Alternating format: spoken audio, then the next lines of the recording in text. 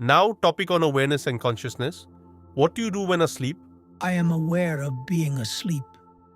Is not sleep a state of unconsciousness?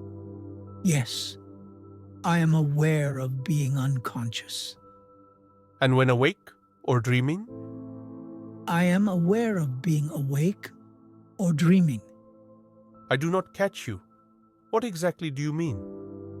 Let me make my terms clear. By being asleep, I mean unconscious. By being awake, I mean conscious. By dreaming, I mean conscious of one's mind, but not of the surroundings. Well, it is about the same with me, yet there seems to be a difference. In each state, you forget the other two, while to me, there is but one state of being, including and transcending the three mental states of waking, dreaming, and sleeping. Do you see in the world a direction and a purpose? The world is but a reflection of my imagination. Whatever I want to see, I can see. But why should I invent patterns of creation, evolution, and destruction? I do not need them and have no desire to lock up the world in a mental picture. Coming back to sleep, do you dream? Of course, What are your dreams? echoes of the waking state. And your deep sleep? The brain consciousness is suspended, Are you then unconscious? unconscious of my surroundings. Yes, Not quite unconscious? I remain aware that I am unconscious. You use the words aware and conscious. Are they not the same? Awareness is primordial. It is the original state, beginningless, endless, uncaused, unsupported, without parts, without change. Consciousness is on contact, a reflection against a surface, a state of duality. There can be no consciousness without awareness, but there can be awareness without consciousness, as in deep sleep. Awareness is absolute. Consciousness is relative to its content. Consciousness is always of something. Consciousness is partial and changeful. Awareness is total, changeless, calm, and silent. And it is the common matrix of every experience. How does one go beyond consciousness into awareness? Since it is awareness that makes consciousness possible, there is awareness in every state of consciousness. Therefore, the very consciousness of being conscious is already a movement in awareness. Interest in your stream of consciousness takes you to awareness. It is not a new state. It is at once recognized as the original basic existence, which is life itself, and also love and joy. Since reality is all the time with us, what does self-realization consist of? Realization is but the opposite of ignorance. To take the world as real and oneself as unreal is ignorance, the cause of sorrow. To know the self as the only reality, and all else as temporal and transient, is freedom, peace, and joy. It is all very simple. Instead of seeing things as imagined, learn to see them as they are. It is like cleansing a mirror. The same mirror that shows you the world as it is will also show you your own face. The thought, I am, is the polishing cloth. Use it. Now, topic on the person is not reality. Kindly tell us how you realized. I met my guru when I was 34 and realized by 37. What happened? What was the change? Pleasure and pain lost their sway over me. I was free from desire and fear. I found myself full, needing nothing. I saw that in the ocean of pure awareness on the surface of the universal consciousness, the numberless waves of the phenomenal worlds arise and subside, beginningless and endlessly. As consciousness, they are all me. As events, they are all mine. There is a mysterious power that looks after them. That power is awareness, self, life, God, whatever name you give it. It is the foundation, the ultimate support of all that is just like gold is the basis for all gold jewelry, and it is so intimately ours. Abstract the name and shape from the jewelry and the gold becomes obvious. Be free of name and form and of the desires and fears they create, then what remains? Nothingness. Yes, the void remains, but the void is full to the brim. It is the eternal potential, as consciousness is the eternal actual. By potential, you mean the future. Past, present, and future, they are all there, and infinitely more. But since the void is void, it is of little use to us. How can you say so? Without breach in continuity, how can there be rebirth? Can there be renewal without death? Even the darkness of sleep is refreshing and rejuvenating. Without death, we would have been bogged up forever in eternal senility. Is there no such thing as immortality? When life and death are seen as essential to each other, as two aspects of one being, that is immortality. To see the end in the beginning and beginning in the end is the intimation of eternity. Definitely, immortality is not continuity. Only the process of change continues. Nothing lasts. Awareness lasts? Awareness is not of time. Time exists in consciousness only. Beyond consciousness, where are time and space? Within the field of your consciousness, there is your body also. Of course. But the idea, my body, as different from other bodies, is not there. To me, it is a body, not my body, a mind, not my mind. The mind looks after the body all right. I need not interfere. What needs be done is being done in the normal and natural way.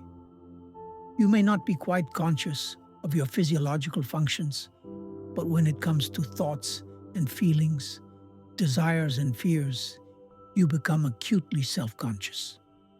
To me, these two are largely unconscious.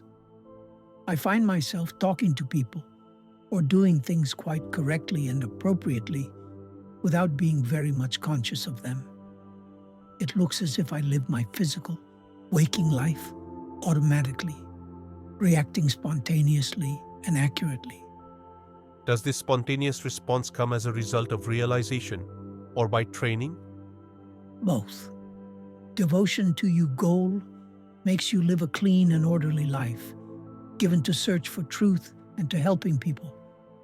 And realization makes noble virtue easy and spontaneous, by removing for good the obstacles in the shape of desires and fears and wrong ideas. Don't you have desires and fears anymore? My destiny was to be born a simple man, a commoner, a humble tradesman with little of formal education. My life was the common kind, with common desires and fears. When through my faith in my teacher and obedience to his words, I realized my true being. I left behind my human nature to look after itself until its destiny is exhausted. Occasionally, an old reaction, emotional or mental, happens in the mind, but it is at once noticed and discarded. After all, as long as one is burdened with a person, one is exposed to its idiosyncrasies and habits. Are you not afraid of death? I am dead already. In what sense? I am double dead. Not only am I dead to my body, but to my mind too. Well, you do not look dead at all. That's what you say. You seem to know my state better than I do. Sorry? But I just do not understand. You say you are bodiless and mindless, while I see you very much alive and articulate. A tremendously complex work is going on all the time in your brain and body. Are you conscious of it? Not at all. Yet for an outsider, all seems to be going on intelligently and purposefully. Why not admit that one's entire personal life may sink largely below the threshold of consciousness and yet proceed sanely, and smoothly. Is it normal? What is normal? Is your life obsessed by desires and fears, full of strife and struggle, meaningless and joyless? Normal? To be acutely conscious of your body, is it normal? To be torn by feelings, tortured by thoughts, is it normal? A healthy body, a healthy mind, live largely unperceived by their owner. Only occasionally, through pain or suffering, they call for attention and insight.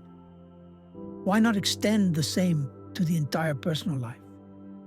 One can function rightly, responding well and fully to whatever happens, without having to bring it into the focus of awareness. When self-control becomes second nature, awareness shifts its focus to deeper levels of existence and action. Don't you become a robot?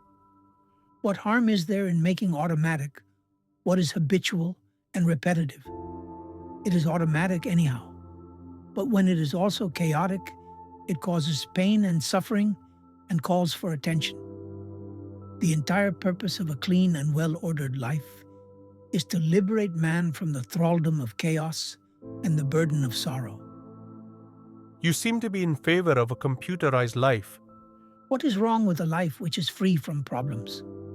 Personality is merely a reflection of the real. Why should not the reflection be true to the original as a matter of course, automatically? Need the person have any designs of its own? The life of which it is an expression will guide it. Once you realize that the person is merely a shadow of the reality, but not reality itself, you cease to fret and worry. You agree to be guided from within, and life becomes a journey into the unknown. Now topic on the Supreme, the mind and the body. From what you told us, it appears that you are not quite conscious of your surroundings. To us, you seem extremely alert and active. We cannot possibly believe that you are in a kind of hypnotic state, which leaves no memory behind. On the contrary, your memory seems excellent. How are we to understand your statement that the world and all it includes does not exist as far as you are concerned? It is all a matter of focus. Your mind is focused in the world. Mine is focused in reality. It is like the moon in daylight. When the sun shines, the moon is hardly visible. Or watch how you take your food. As long as it is in your mouth, you are conscious of it. Once swallowed, it does not concern you any longer. It would be troublesome to have it constantly in mind until it is eliminated. The mind should be normally in abeyance. Incessant activity is a morbid state. The universe works by itself. That I know. What else do I need to know? So, a Jnani knows what he is doing only when he turns his mind to it. Otherwise, he just acts without being concerned. The average man is not conscious of his body as such. He is conscious of his sensations, feelings, and thoughts. Even these, once detachment sets in, move away from the center of consciousness and happen spontaneously and effortlessly. What then is in the center of consciousness? That which cannot be given name and form, for it is without quality and beyond consciousness. You may say it is a point in consciousness which is beyond consciousness.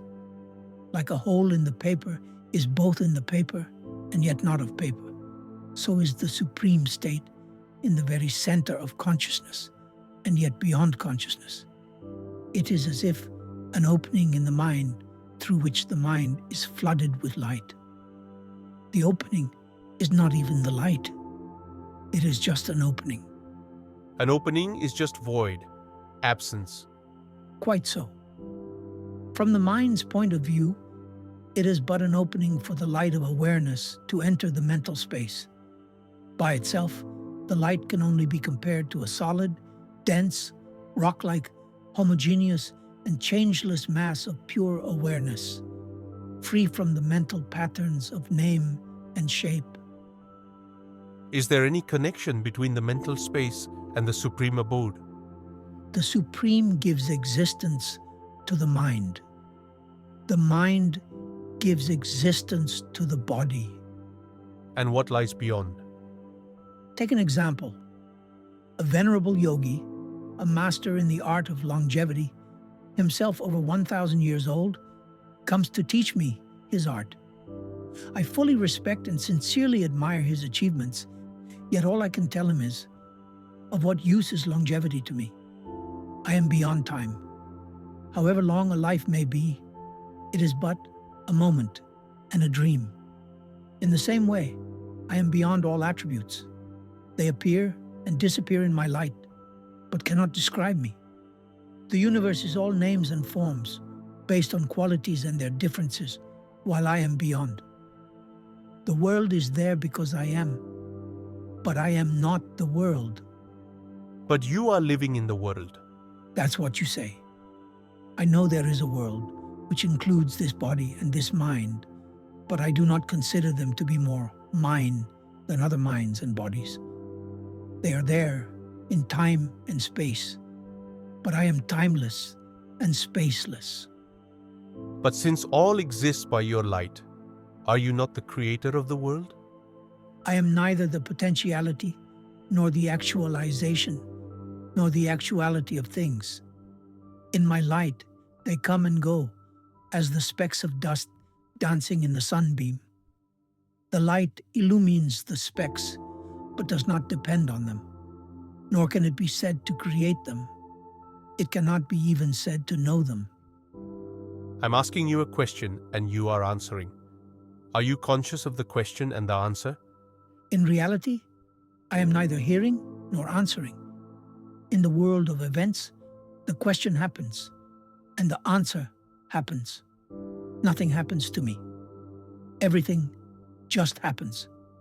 And you are the witness. What does witness mean? Mere knowledge. It rained, and now the rain is over. I did not get wet. I know it rained, but I am not affected. I just witnessed the rain. The fully realized man, spontaneously abiding in the supreme state, appears to eat, drink, and so on. Is he aware of it or not? That in which consciousness happens, the universal consciousness or mind, we call the ether of consciousness. All the objects of consciousness form the universe. What is beyond both, supporting both, is the supreme state, a state of utter stillness and silence. Whoever goes there disappears. It is unreachable by words or mind. You may call it God, or Param Brahman, or Supreme Reality, but these are names given by the mind. It is the nameless, contentless, effortless, and spontaneous state, beyond being and not being. But does one remain conscious? As the universe is the body of the mind, so is consciousness the body of the Supreme. It is not conscious, but it gives rise to consciousness. In my daily actions, much goes by habit, automatically. I'm aware of the general purpose, but not of each movement in detail. As my consciousness broadens and deepens, details tend to recede, leaving me free for the general trends. Does not the same happens to a Janani, but more so? On the level of consciousness, yes. In the supreme state, no. The state is entirely one and indivisible, a single solid block of reality. The only way of knowing it is to be it. The mind cannot reach it. To perceive it does not need the senses. To know it does not need the mind. That is how God runs the world. God is not running the world. Then who is doing it? Nobody. All happens by itself. You are asking the question and you are supplying the answer. And you know the answer when you ask the question. All is a play in consciousness. All divisions are illusory. You can know the false only. The true you must yourself be. There is the witness consciousness, and there is the witnessing consciousness. Is the second the supreme? There are the two, the person and the witness, the observer. When you see them as one and go beyond, you are in the supreme state. It is not perceivable, because it is what makes perception possible. It is beyond being and not being. It is neither the mirror nor the image in the mirror. It is what is, the timeless reality, unbelievably hard and solid. The Janani, is he the witness or the supreme? He is the supreme, of course, but he can also be viewed as the universal witness. But he remains a person? When you believe yourself to be a person, you see persons everywhere. In reality, there are no persons, only threads of memories and habits. At the moment of realization, the person ceases. Identity remains, but identity is not a person. It is inherent in the reality itself. The person has no being in itself. It is a reflection in the mind of the witness, the I am, which again is a mode of being. Is the Supreme conscious? Neither conscious nor unconscious. I am telling you from experience. Pragnanam Brahma. What is this pragna? It is the unself-conscious knowledge of life itself. Is it vitality, the energy of life, livingness? Energy comes first, for everything is a form of energy. Consciousness is most differentiated in the waking state, less so in dream, still less in sleep, homogeneous in the fourth state. Beyond is the inexpressible monolithic reality, the abode of the Janani. I have cut my hand. It healed. By what power did it heal? By the power of life. What is that power? It is consciousness. AII is conscious. What is the source of consciousness? Consciousness itself is the source of everything. Can there be life without consciousness? No, nor consciousness without life. They are both one. But in reality, only the ultimate is. The rest is a matter of name and form. And as long as you cling to the idea that only what has name and shape exists, the Supreme will appear to you non-existing. When you understand that names and shapes are hollow shells without any content whatsoever, and what is real is nameless and formless, pure energy of life and light of consciousness, you will be at peace, immersed in the deep silence of reality. If time and space are mere illusions and you are beyond, please tell me what is the weather in New York. Is it hot or raining there? How can I tell you? Such things need special training, or just traveling to New York. I may be quite certain that I am beyond time and space, and yet unable to locate myself at will at some point of time and space. I am not interested enough. I see no purpose in undergoing a special yogic training. I have just heard of New York. To me, it is a word. Why should I know more than the word conveys? Every atom may be a universe as complex as ours. Must I know them all? I can, if I train. In putting the question about the weather in New York, where did I make the mistake? The world and the mind are states of being. The Supreme is not a state. It pervades all states, but it is not a state of something else. It is entirely uncaused, independent, complete in itself, beyond time and space, mind and matter. By what sign do you recognize it? That's the point, that it leaves no traces. There is nothing to recognize it by. It must be seen directly, by giving up all search for signs and approaches. When all names and forms have been given up, the real is with you. You need not seek it. Plurality and diversity are the play of the mind only. Reality is one. If reality leaves no evidence, there is no speaking about it. It is. It cannot be denied. It is deep and dark, mystery beyond mystery. But it is, while all else merely happens. Is it the unknown? It is beyond both, the known and the unknown. But I would rather call it the known than the unknown. For whenever something is known, it is the real that is known. Is silence an attribute of the real? This too is of the mind. All states and conditions are of the mind. What is the place of Samadhi? Not making use of one's consciousness is Samadhi.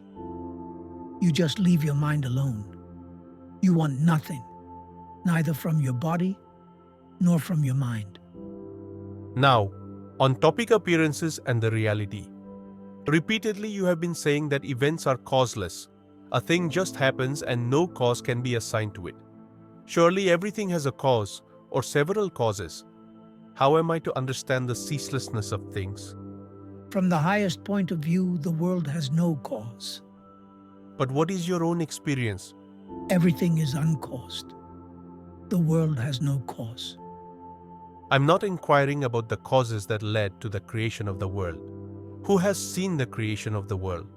It may even be without a beginning, always existing. But I'm not talking of the world. I take the world to exist, somehow. It contains so many things. Surely each must have a cause or several causes. Once you create for yourself a world in time and space, governed by causality, you are bound to search for and find causes for everything. You put the question and impose an answer. My question is very simple. I see all kinds of things and I understand that each must have a cause or a number of causes. You say they are uncaused from your point of view. But to you, nothing has being and therefore the question of causation does not arise. Yet you seem to admit the existence of things but deny them causation. This is what I cannot grasp. Once you accept the existence of things, why reject their causes? I see only consciousness and know everything to be but consciousness, as you know the picture on the cinema screen to be but light. Still, the movements of light have a cause. The light does not move at all. You know very well that the movement is illusory, a sequence of interceptions and colorings in the film. What moves is the film, which is the mind. This does not make the picture causeless. The film is there, and the actors with the technicians, the director, the producer, the various manufacturers. The world is governed by causality. Everything is interlinked. Of course, everything is interlinked, and therefore, everything has numberless causes. The entire universe contributes to the least thing. A thing is as it is because the world is as it is. You see, you deal in gold ornaments and I in gold. Between the different ornaments, there is no causal relation.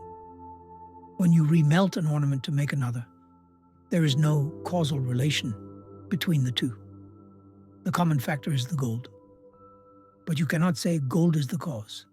It cannot be called a cause, for it causes nothing by itself. It is reflected in the mind as I am, as the ornament's particular name and shape. Yet all is only gold.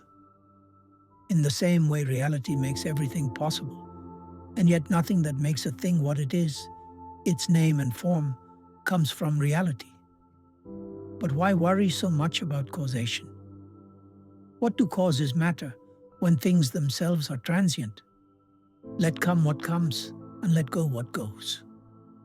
Why catch hold of things and inquire about their causes? From the relative point of view, everything must have a cause. Of what use is the relative view to you? You are able to look from the absolute point of view. Why go back to the relative? Are you afraid of the absolute? I'm afraid. I'm afraid of falling asleep over my so-called absolute certainties. For living a life decently, absolutes don't help. When you need a shirt, you buy cloth, call a tailor and so on. All this talk shows ignorance. And what is the knower's view? There is only light, and the light is all. Everything else is but a picture made of light. The picture is in the light, and the light is in the picture. Life and death self and not self. Abandon all these ideas. They are of no use to you. From what point of view you deny causation? From the relative, the universe is the cause of everything. From the absolute, there is nothing at all. From which state are you asking? From the daily waking state in which alone all these discussions take place? In the waking state, all these problems arise, for such is its nature. But you are not always in that state. What good can you do in a state into which you fall, and from which you emerge helplessly? In what way does it help you to know that things are causally related, as they may appear to be in your waking state? The world and the waking state emerge and subside together. When the mind is still, absolutely silent, the waking state is no more. Words like God, universe, the total, absolute, supreme are just noises in the air, because no action can be taken on them. You are bringing up questions which you alone can answer. Don't brush me off like this.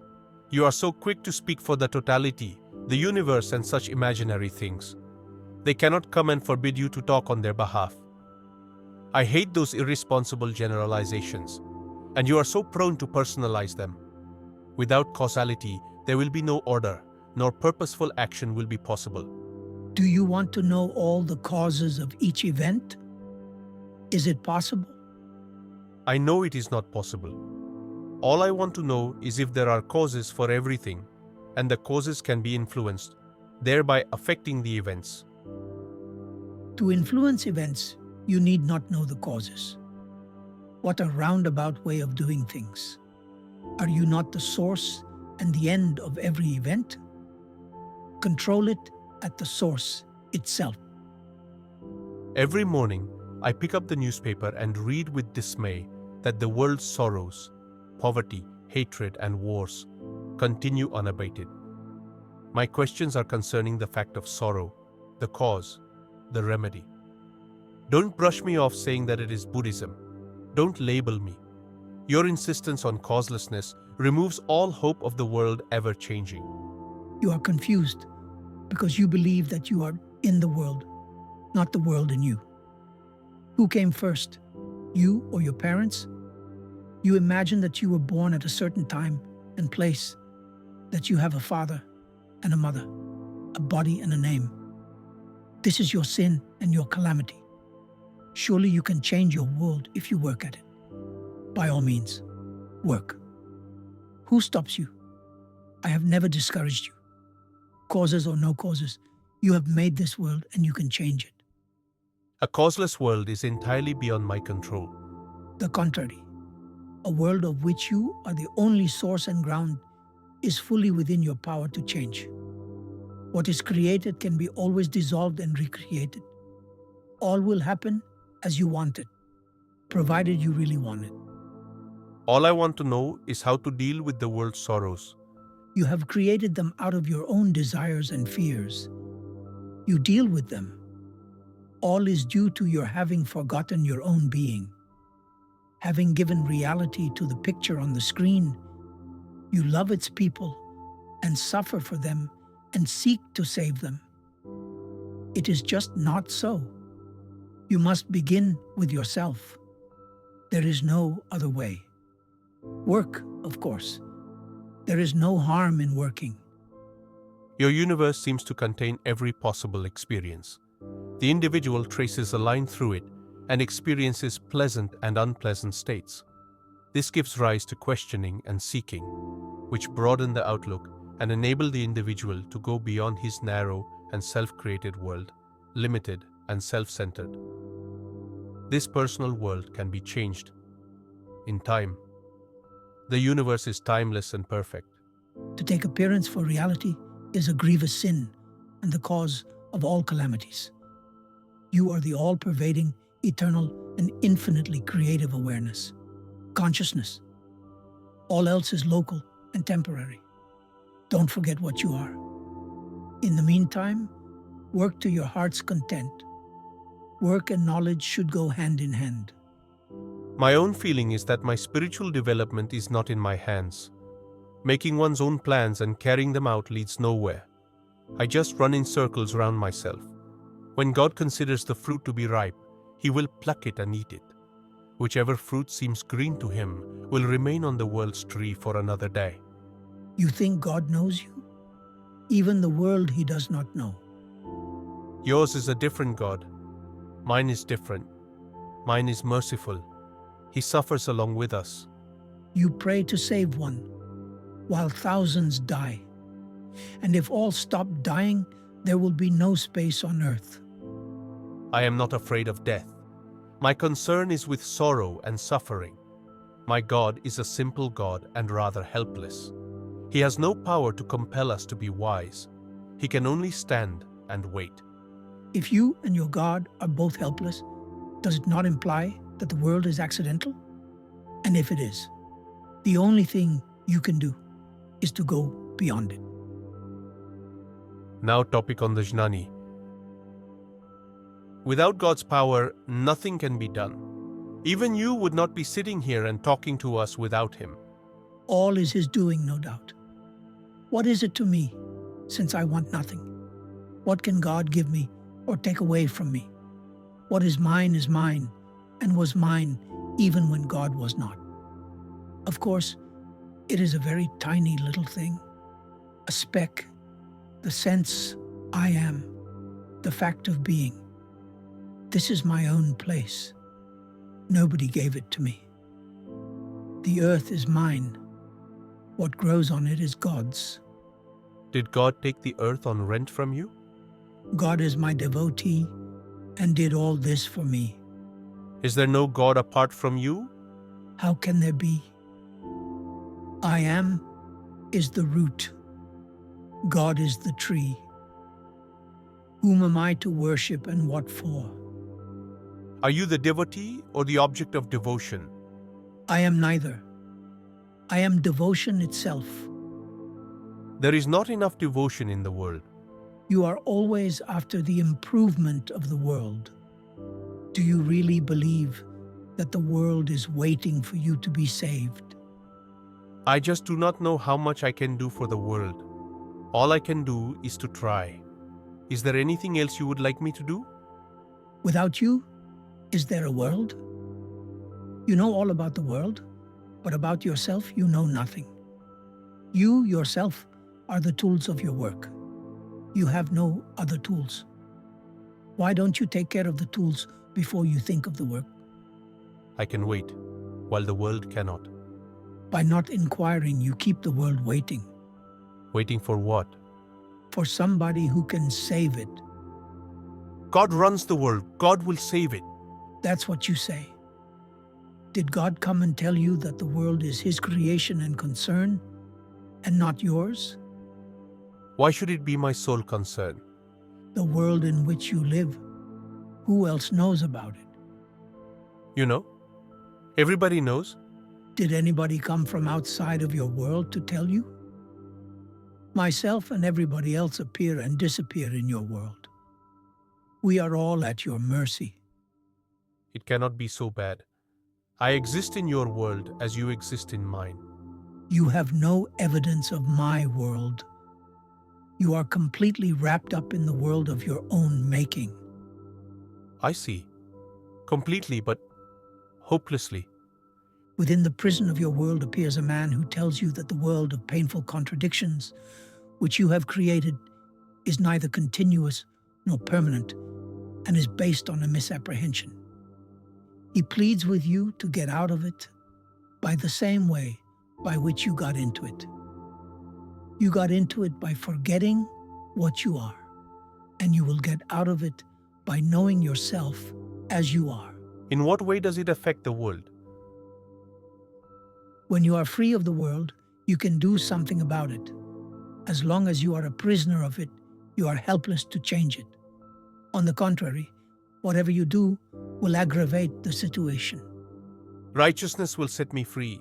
Righteousness will undoubtedly make you and your world a comfortable, even happy place. But what is the use? There is no reality in it. It cannot last. God will help. To help you, God must know your existence. But you and your world are dream states. In dream, you may suffer agonies.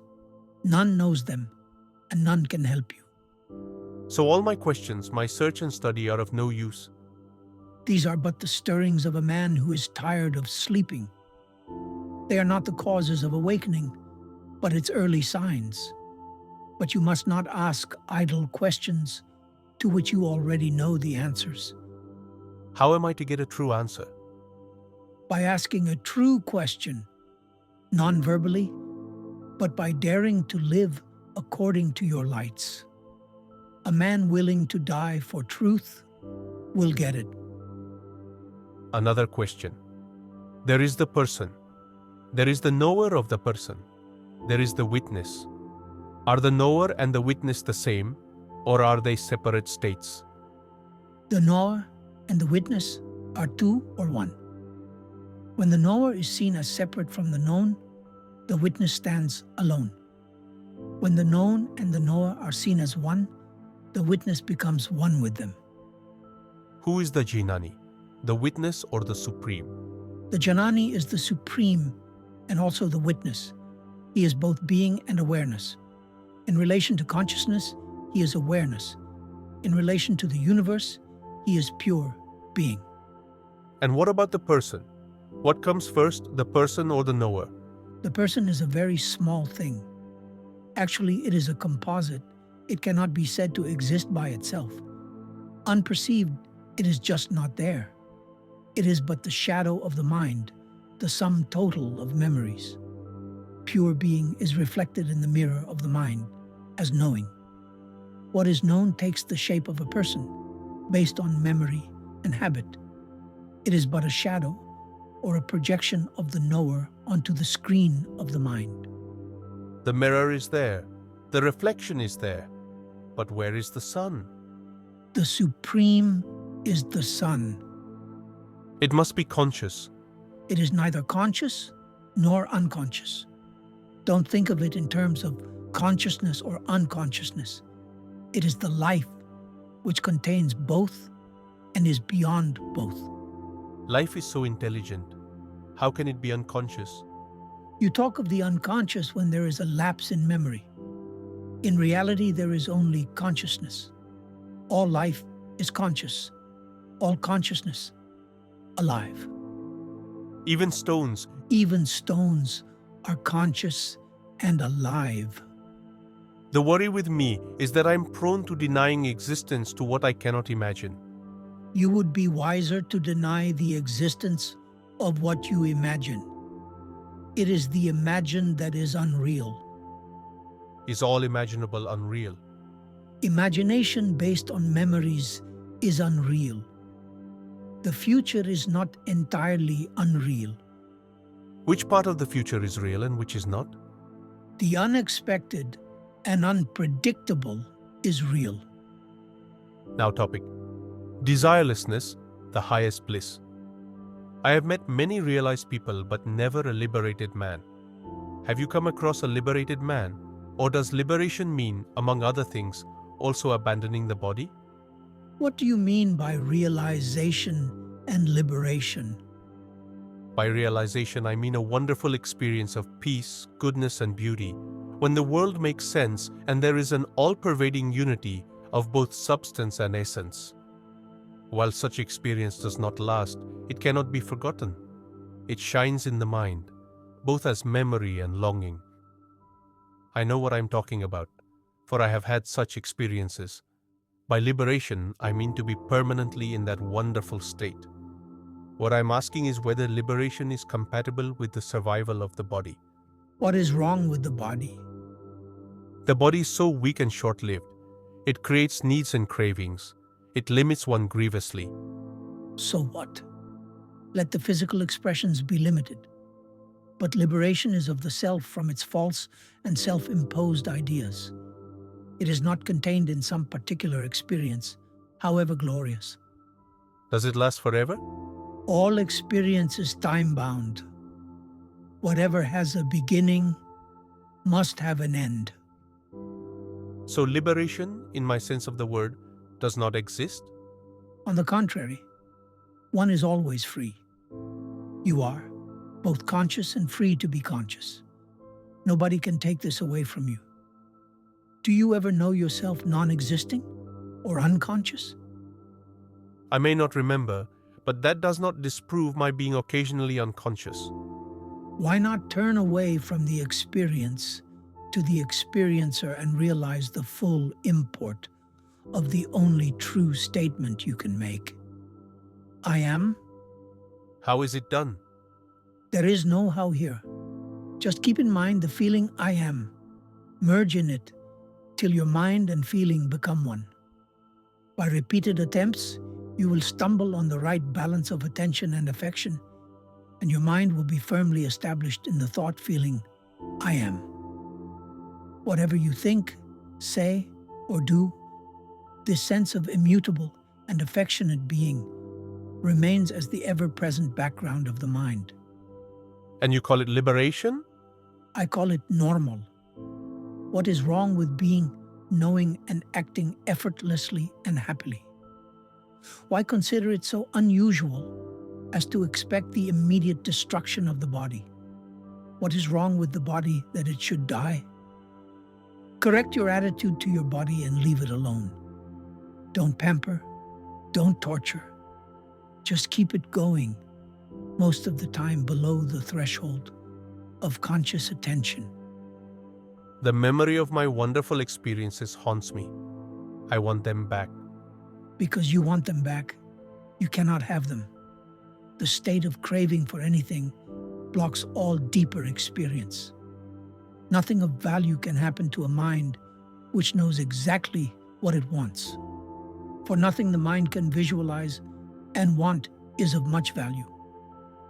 Then what is worth wanting? Want the best, the highest happiness, the greatest freedom.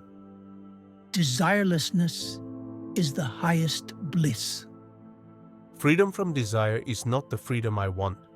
I want the freedom to fulfill my longings. You are free to fulfill your longings. As a matter of fact, you are doing nothing else. I try, but there are obstacles which leave me frustrated. Overcome them. I cannot. I'm too weak. What makes you weak? What is weakness? Others fulfill their desires. Why don't you? I must be lacking energy. What happened to your energy? Where did it go? Did you not scatter it over so many contradictory desires and pursuits? You don't have an infinite supply of energy. Why not? Your aims are small and low. They do not call for more. Only God's energy is infinite, because He wants nothing for Himself. Be like Him, and all your desires will be fulfilled. The higher your aims and vaster your desires, the more energy you will have for their fulfillment. Desire the good of all, and the universe will work with you. But if you want your own pleasure, you must earn it the hard way. Before desiring, deserve. I'm engaged in the study of philosophy, sociology, and education. I think more mental development is needed before I can dream of self-realization. Am I on the right track? To earn a livelihood, some specialized knowledge is needed. General knowledge develops the mind, no doubt. But if you are going to spend your life in amassing knowledge, you build a wall around yourself. To go beyond the mind, a well-furnished mind is not needed. Then what is needed? Distrust your mind and go beyond. What shall I find beyond the mind? The direct experience of being, knowing, and loving. How does one go beyond the mind? There are many starting points. They all lead to the same goal. You may begin with selfless work, abandoning the fruits of action. You may then give up thinking and end in giving up all desires. Here, giving up Tyaga is the operational factor. Or you may not bother about anything you want, or think, or do.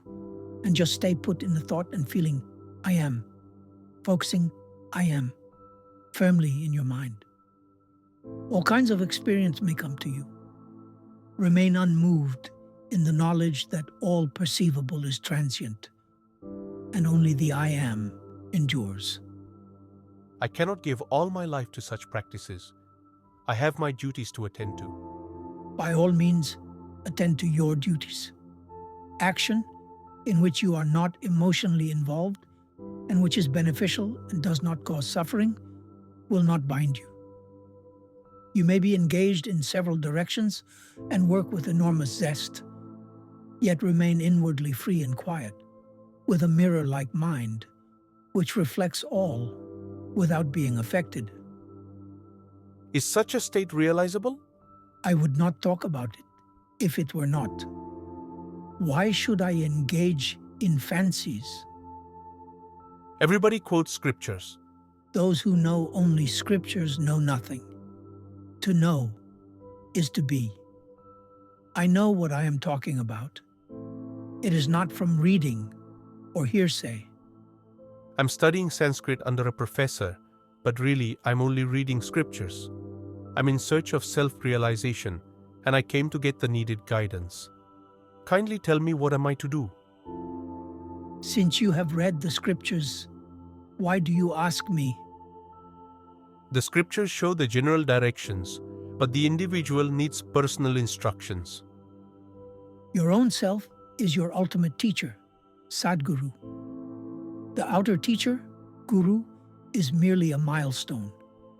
It is only your inner teacher that will walk with you to the goal, for he is the goal.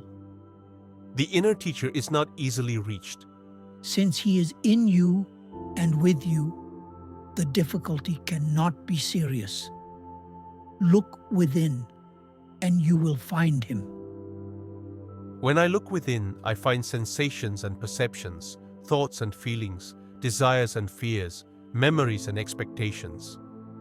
I'm immersed in this cloud and see nothing else. That which sees all this, and the nothing too, is the inner teacher. He alone is, all else only appears to be. He is your own self, Swarupa, your hope and assurance of freedom.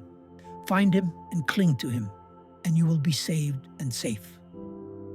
I do believe you, but when it comes to the actual finding of this inner self, I find it escapes me. The idea, it escapes me. Where does it arise? In the mind.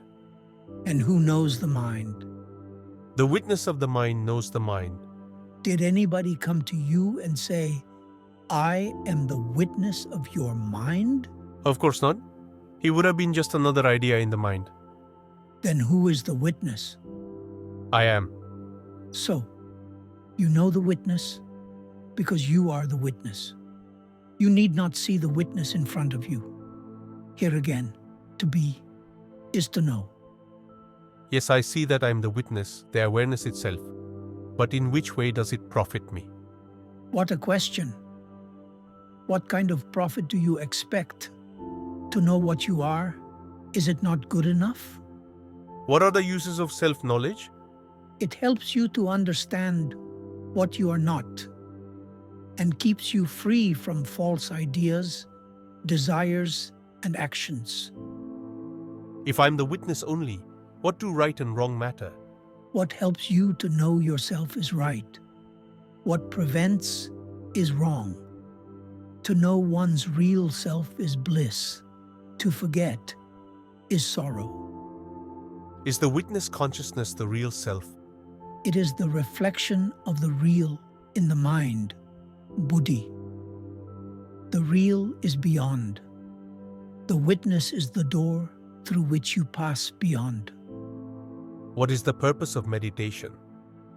Seeing the false as the false is meditation. This must go on all the time. We are told to meditate regularly. Deliberate daily exercise in discrimination between the true and the false and renunciation of the false is meditation. There are many kinds of meditation to begin with, but they all merge finally into one. Please tell me which road to self-realization is the shortest. No way is short or long, but some people are more in earnest and some are less. I can tell you about myself. I was a simple man, but I trusted my guru. What he told me to do, I did. He told me to concentrate on I am. I did. He told me that I am beyond all perceivable and conceivable. I believed. I gave him my heart and soul, my entire attention, and the whole of my spare time.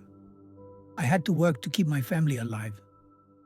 As a result of faith and earnest application, I realized myself, Swarupa, within 3 years. You may choose any way that suits you. Your earnestness will determine the rate of progress. No hint for me? Establish yourself firmly in the awareness of I am. This is the beginning and also the end of all endeavor. Now, topic on the ever-present. The highest powers of the mind are understanding, intelligence, and insight. Man has 3 bodies, the physical, the mental, and the causal. Prana, mana, karana. The physical reflects his being, the mental, his knowing, and the causal, his joyous creativity.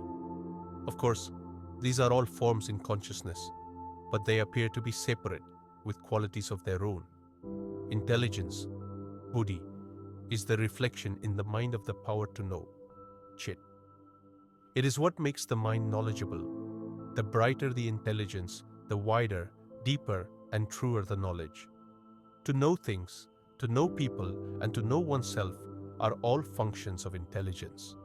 The last is the most important and contains the former too. Misunderstanding oneself and the world leads to false ideas and desires, which again lead to bondage. Right understanding of oneself is necessary for freedom from the bondage of illusion. I understand all this in theory, but when it comes to practice, I find that I fail hopelessly in my responses to situations and people, and by my inappropriate reactions, I merely add to my bondage. Life is too quick for my dull and slow mind. I do understand, but too late when the old mistakes have been already repeated. What then is your problem? I need a response to life, not only intelligent, but also very quick. It cannot be quick unless it is perfectly spontaneous. How can I achieve such spontaneity? The mirror can do nothing to attract the sun. It can only keep bright. As soon as the mind is ready, the sun shines in it. The light is of the self or of the mind? Both. It is uncaused and unvarying by itself and colored by the mind as it moves and changes. It is very much like a cinema. The light is not in the film, but the film colors the light and makes it appear to move by intercepting it. Are you now in the perfect state? Perfection is a state of the mind when it is pure. I am beyond the mind, whatever its state, pure or impure. Awareness is my nature. Ultimately, I am beyond being and non-being. Will meditation help me to reach your state? Meditation will help you to find your bonds, loosen them, untie them, and cast your moorings. When you are no longer attached to anything, you have done your share. The rest will be done for you. By whom? By the same power that brought you so far, that prompted your heart to desire truth and your mind to seek it. It is the same power that keeps you alive. You may call it life or the supreme. The same power kills me in due course. Were you not present at your birth? Will you not be present at your death? Find him who is always present, and your problem of spontaneous and perfect response will be solved. Realization of the eternal and an effortless and adequate response to the ever-changing temporary event are two different and separate questions. You seem to roll them into one. What makes you do so? To realize the eternal is to become the eternal, the whole, the universe, with all it contains. Every event is the effect and the expression of the whole, and is in fundamental harmony with the whole. All response from the whole must be right, effortless, and instantaneous. It cannot be otherwise. If it is right, delayed response is wrong response. Thought, feeling, and action must be one and simultaneous with the situation that calls for them. How does it come? I told you already. Find him who was present at your birth and will witness your death. My father and mother? Yes, your father, mother, the source from which you came. To solve a problem, you must trace it to its source. Only in the dissolution of the problem in the universal solvents of inquiry and dispassion can its right solution be found. Now topic on, to know what you are, find what you are not. Your way of describing the universe as consisting of matter, mind and spirit is one of the many. There are other patterns to which the universe is expected to conform, and one is at a loss to know which pattern is true and which is not. One ends in suspecting that all patterns are only verbal and that no pattern can contain reality. According to you, reality consists of three expanses: the expanse of matter energy, Mahadakash, the expanse of consciousness, Chidakash, and of pure spirit, Paramakash. The first is something that has both movement and inertia, that we perceive. We also know that we perceive. We are conscious and also aware of being conscious. Thus we have two, matter energy and consciousness. Matter seems to be in space while energy is always in time, being connected with change and measured by the rate of change. Consciousness seems to be somehow here and now, in a single point of time and space. But you seem to suggest that consciousness too is universal, which makes it timeless, spaceless, and impersonal. I can somehow understand that there is no contradiction between the timeless and spaceless and the here and now, but impersonal consciousness I cannot fathom. To me, consciousness is always focalized, centered, individualized, a person. You seem to say that there can be perceiving without a perceiver, knowing without a knower, loving without a lover, acting without an actor. I feel that the trinity of knowing, knower, and known can be seen in every movement of life. Consciousness implies a conscious being, an object of consciousness, and the fact of being conscious. That which is conscious I call a person. A person lives in the world, is a part of it, affects it, and is affected by it. Why don't you inquire how real are the world and the person? Oh no, I need not inquire. Enough if the person is not less real than the world in which the person exists. Then what is the question? Are persons real and universals conceptual, or are universals real and persons imaginary? Neither are real. Surely I am real enough to merit your reply, and I am a person. Not when asleep. Submergence is not absence. Even though asleep I am. To be a person, you must be self-conscious. Are you so always? Not when I sleep, of course, nor when I am in a swoon or drugged. During your waking hours, are you continually self-conscious? No, sometimes I'm absent-minded or just absorbed. Are you a person during the gaps in self-consciousness? Of course I'm the same person throughout. I remember myself as I was yesterday and yesteryear. Definitely, I am the same person. So, to be a person, you need memory? Of course. And without memory, what are you? Incomplete memory entails incomplete personality. Without memory, I cannot exist as a person. Surely you can exist without memory. You do so in sleep. Only in the sense of remaining alive, not as a person. Since you admit that as a person you have only intermittent existence, can you tell me what are you in the intervals in between experiencing yourself as a person? I am, but not as a person. Since I'm not conscious of myself in the intervals, I can only say that I exist, but not as a person. Shall we call it impersonal existence? I would call it rather unconscious existence. I am, but I do not know that I am. You have said just now, I am, but I do not know that I am. Could you possibly say it about your being in an unconscious state? No, I could not. You can only describe it in the past tense. I did not know. I was unconscious in the sense of not remembering. Having been unconscious, how could I remember and what? Were you really unconscious, or you just do not remember? How am I to make out? Consider. Do you remember every second of yesterday? Of course not. Were you then unconscious? Of course not. So, you are conscious, and yet you do not remember? Yes. Maybe you were conscious in sleep and just do not remember. No, I was not conscious. I was asleep. I did not behave like a conscious person.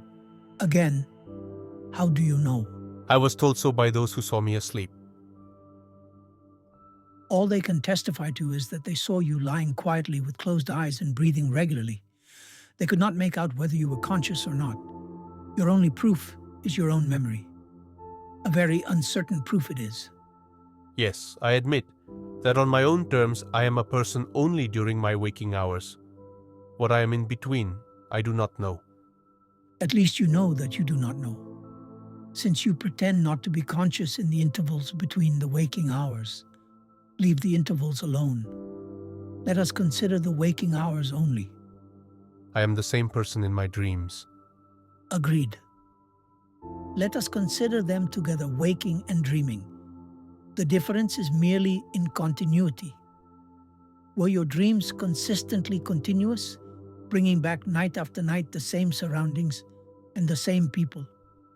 You would be at a loss to know which is the waking and which is the dream. Henceforward, when we talk of the waking state, we shall include the dream state too. Agreed. I am a person in a conscious relation with the world. Are the world and the conscious relation with it essential to your being a person? Even immersed in a cave, I remain a person. It implies a body and a cave, and a world in which they can exist. Yes, I can see. The world and the consciousness of the world are essential to my existence as a person. This makes the person a part and parcel of the world, or vice versa. The two are one. Consciousness stands alone. The person and the world appear in consciousness. You said appear. Could you add disappear? No, I cannot. I can only be aware of my and my world's appearance. As a person, I cannot say, the world is not. Without a world, I would not be there to say it. Because there is a world, I am there to say, there is a world. Maybe it is the other way round. Because of you, there is a world. To me, such statement appears meaningless. Its meaninglessness may disappear on investigation. Where do we begin? All I know is that whatever depends is not real. The real is truly independent. Since the existence of the person depends on the existence of the world, and it is circumscribed and defined by the world, it cannot be real. It cannot be a dream, surely. Even a dream has existence when it is cognized and enjoyed or endured. Whatever you think and feel has been, but it may not be what you take it to be. What you think to be a person may be something quite different. I am what I know myself to be. You cannot possibly say that you are what you think yourself to be. Your ideas about yourself change from day to day and from moment to moment. Your self-image is the most changeful thing you have. It is utterly vulnerable, at the mercy of a passerby. A bereavement, the loss of a job, an insult, and your image of yourself, which you call your person, changes deeply. To know what you are, you must first investigate and know what you are not. And to know what you are not, you must watch yourself carefully, rejecting all that does not necessarily go with the basic fact. I am. The ideas. I am born at a given place, at a given time, from my parents, and now I am so-and-so, living at, married to, father of, employed by, and so on, are not inherent in the sense, I am. Our usual attitude is of, I am this, separate consistently and perseveringly the I am from this or that, and try to feel what it means to be, just to be, without being this or that. All our habits go against it, and the task of fighting them is long and hard sometimes. But clear understanding helps a lot. The clearer you understand that on the level of the mind, you can be described in negative terms only, the quicker you will come to the end of your search and realize your limitless being. Now, topic on reality lies in objectivity. I'm a painter and I earn by painting pictures. Has it any value from the spiritual point of view? When you paint, what do you think about? When I paint, there is only the painting and myself. What are you doing there? I paint. No, you don't. You see the painting going on. You are watching only. All else happens. The picture is painting itself? Or is there some deeper me or some God who is painting? Consciousness itself is the greatest painter. The entire world is a picture. Who painted the picture of the world? The painter is in the picture. The picture is in the mind of the painter, and the painter is in the picture, which is in the mind of the painter who is in the picture. Is not this infinity of states and dimensions absurd? The moment we talk of picture in the mind, which itself is in the picture, we come to an endless succession of witnesses, the higher witness witnessing the lower. It is like standing between two mirrors and wondering at the crowd. Quite right. You alone and the double mirror are there. Between the two, your forms and names are numberless. How do you look at the world? I see a painter painting a picture. The picture I call the world.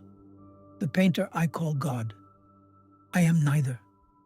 I do not create, nor am I created. I contain all, nothing contains me. When I see a tree, a face, a sunset, the picture is perfect. When I close my eyes, the image in my mind is faint and hazy. If it is my mind that projects the picture, why need I open my eyes to see a lovely flower, and with eyes closed I see it vaguely? It is because your outer eyes are better than your inner eyes. Your mind is all turned outward. As you learn to watch your mental world, you will find it even more colorful and perfect than what the body can provide. Of course, you will need some training. But why argue? You imagine that the picture must come from the painter who actually painted it. All the time you look for origins and causes. Causality is in the mind only. Memory gives the illusion of continuity, and repetitiveness creates the idea of causality. When things repeatedly happen together, we tend to see a causal link between them. It creates a mental habit, but a habit is not a necessity. You have just said that the world is made by God. Remember that language is an instrument of the mind. It is made by the mind, for the mind. Once you admit a cause, then God is the ultimate cause and the world the effect. They are different, but not separate. People talk of seeing God. When you see the world, you see God. There is no seeing God apart from the world. Beyond the world, to see God is to be God. The light by which you see the world, which is God, is the tiny little spark. I am, apparently so small, yet the first and the last in every act of knowing and loving. Must I see the world to see God? How else? No world, no God. What remains? You remain as pure being. And what becomes of the world and of God? Pure being. Ayakta. Is it the same as the great expanse, Paramakash? You may call it so. Words do not matter, for they do not reach it. They turn back in utter negation. How can I see the world as God? What does it mean to see the world as God? It is like entering a dark room. You see nothing. You may touch, but you do not see. No colors, no outlines. The window opens and the room is flooded with light. Colors and shapes come into being. The window is the giver of light, but not the source of it. The sun is the source. Similarly, matter is like the dark room.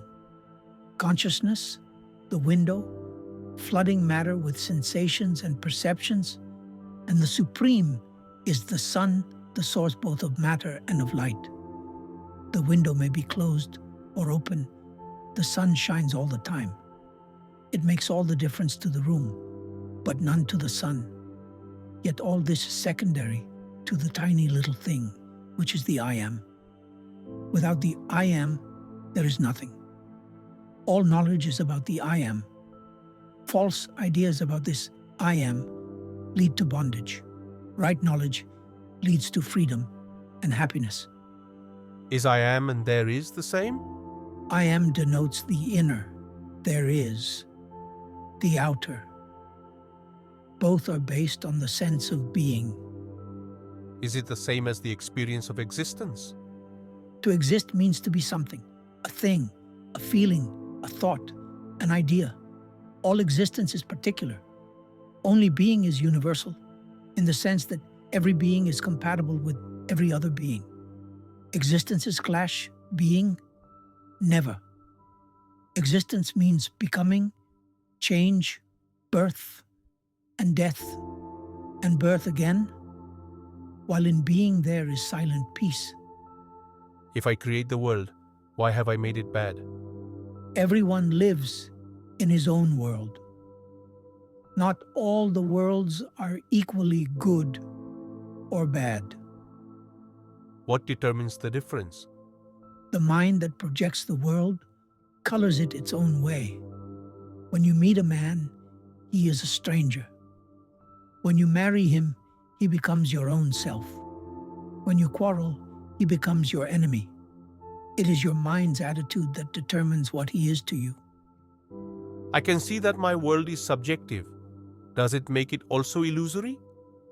It is illusory as long as it is subjective, and to that extent only.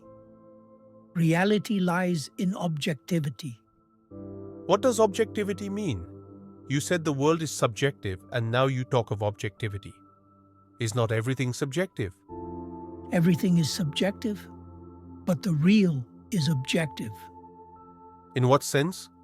It does not depend on memories and expectations, desires and fears, likes and dislikes. All is seen as it is. Is it what you call the fourth state, Turiya? Call it as you like. It is solid, steady, changeless, beginningless and endless, ever new, ever fresh. How is it reached? Desirelessness and fearlessness will take you there. Now, topic on the Supreme is beyond all. You say reality is one. Oneness, unity is the attribute of the person. Is then reality a person with the universe as its body? Whatever you may say will be both true and false. Words do not reach beyond the mind. I am just trying to understand. You are telling us of the person, the self, and the Supreme. Vyakti, Vyakta, Avyakta. The light of pure awareness, prajna, focused as I am in the self, Jivatma, as consciousness, Chitana, illumines the mind, Antakarana, and as life, Prana, vitalizes the body, Deha. All this is fine as far as the words go, but when it comes to distinguishing in myself the person from the self and the self from the supreme, I get mixed up. The person is never the subject. You can see a person, but you are not the person. You are always the supreme which appears at a given point of time and space as the witness, a bridge between the pure awareness of the supreme and the manifold consciousness of the person. When I look at myself, I find I am several persons fighting among themselves for the use of the body. They correspond to the various tendencies, samskara, of the mind. Can I make peace between them? How can you? They are so contradictory. See them as they are. Mere habits of thoughts and feelings, bundles of memories and urges. Yet they all say I am. It is only because you identify yourself with them. Once you realize that whatever appears before you cannot be yourself and cannot say, I am, you are free of all your persons and their demands. The sense, I am, is your own. You cannot part with it, but you can impart it to anything, as in saying, I am young, I am rich, etc. But such self-identifications are patently false and the cause of bondage. I can now understand that I am not the person, but that which, when reflected in the person, gives it a sense of being. Now about the Supreme. In what way do I know myself as the Supreme? The source of consciousness cannot be an object in consciousness. To know the source is to be the source.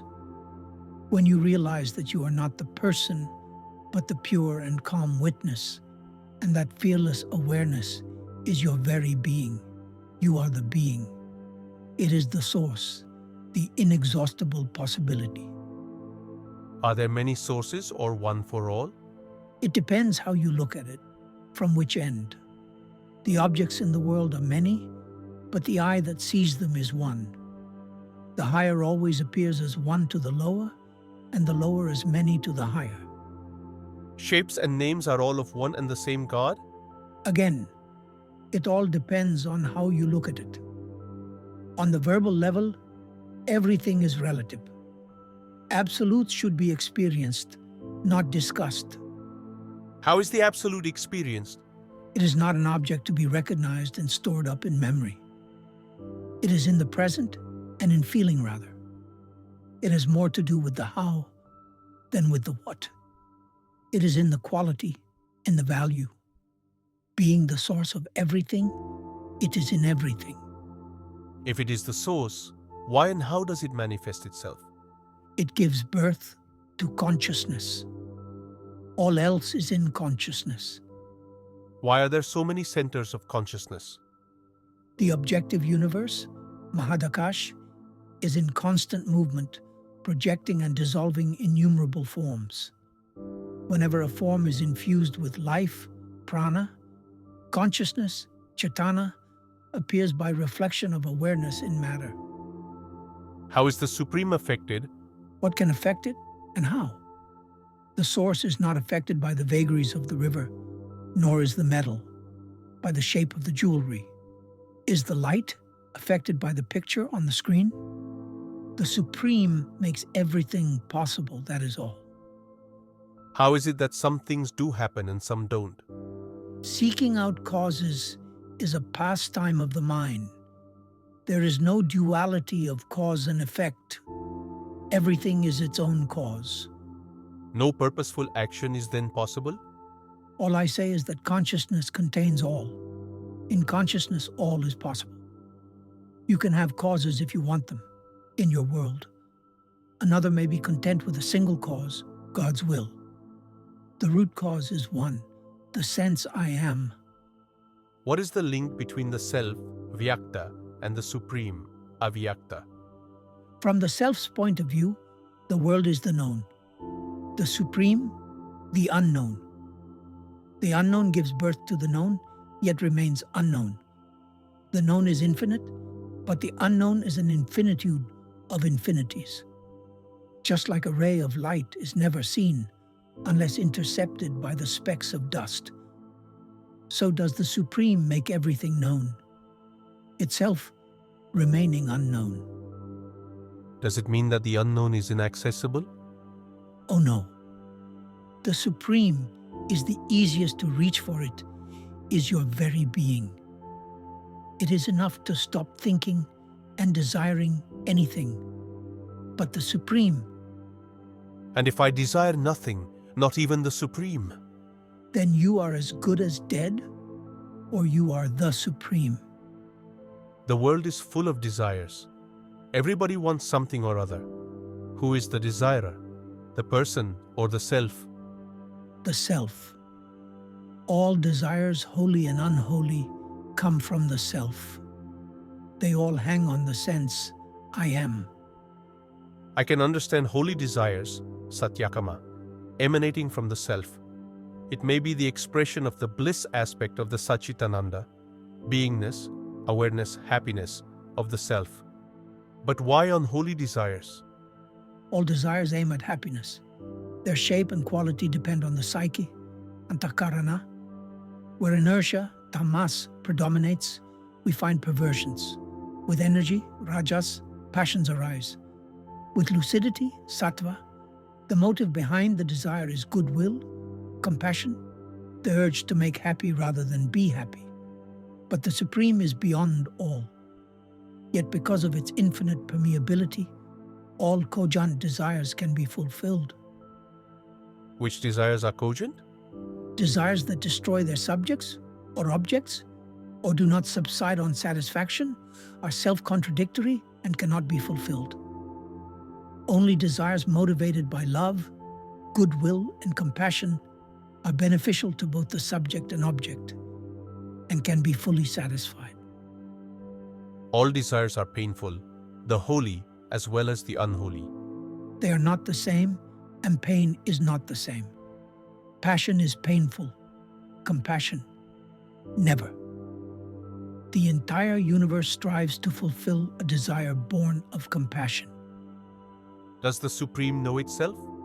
Is the impersonal conscious? The source of all has all. Whatever flows from it must be there already in seed form. And as a seed is the last of innumerable seeds, and contains the experience and the promise of numberless forests, so does the unknown contain all that was, or could have been, and all that shall or would be. The entire field of becoming is open and accessible.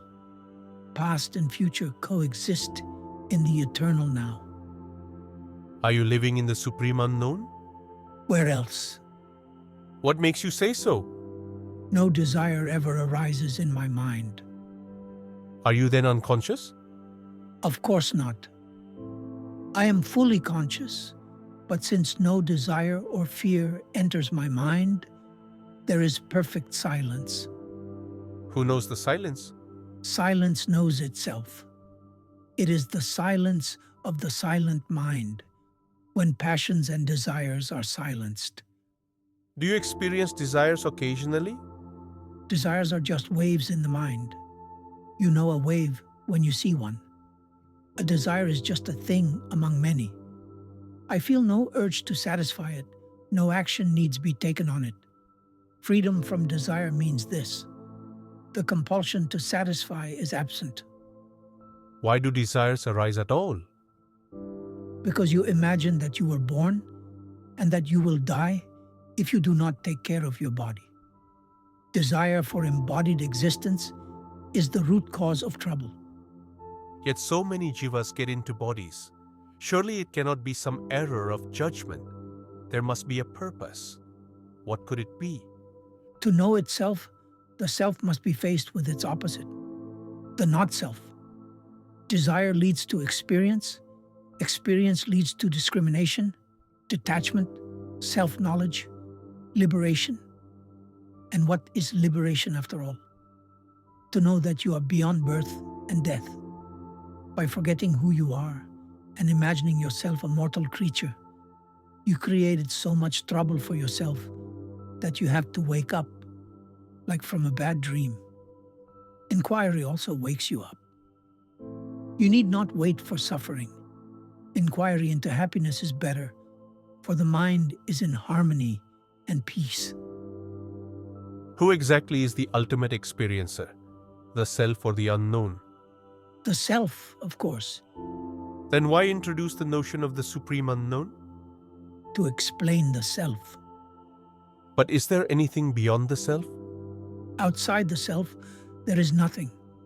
All is one, and all is contained in I am. In the waking and dream states, it is the person. In deep sleep and Turiya, it is the self. Beyond the alert intentness of Turiya lies the great silent peace of the Supreme. But in fact, all is one in essence and related in appearance. In ignorance, the seer becomes the seen, and in wisdom, he is the seeing. But why be concerned with the Supreme? Know the knowers, and all will be known.